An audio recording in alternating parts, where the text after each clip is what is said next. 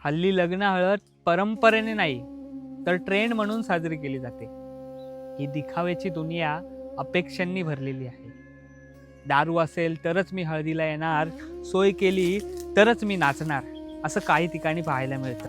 पण मनात एक प्रश्न निर्माण होतो की आपण येणाऱ्या पिढीला हेच संदेश देणार का? पूर्वी गावात लग्न म्हणजे आनंद, नाती, प्रेम आणि सर्व एकत्र येऊन सण असायचा. घरासमोर मांडव उभा राहिला की संपूर्ण गाव आपलंच आहे असं वाटायचं. कोणी भांडी घासतंय, कोणी स्वयंपाक करतंय, कोणी केळीचं खांब आणतंय, कोणी जेवायला वाढतंय, तर कोणी पाहुण्यांचा पाहुणचार करतंय. तेव्हा लोक दारूसाठी नाही तर आपले नातेसंबंधांसाठी यायचे, माणुसकीसाठी यायचे. आपण यजमानांकडे पार्टी सोय करा अशी अपेक्षा करतो, पण त्यांची आर्थिक परिस्थिती आणि त्यांना मदत करायला कधी पुढे येत नाही.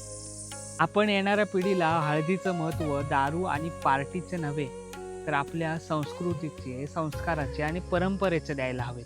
हळदीचा पिवळा रंग सौंदर्य, पवित्रता आणि सकारात्मकतेचा प्रतीक मानलं जातं. त्यामुळे येणाऱ्या पिढीला हळद फक्त सोय आणि दारूसाठी नव्हे तर आपण आपल्या संस्कृतीसाठी आणि आपल्या परंपरेसाठी सेलिब्रेट करूया.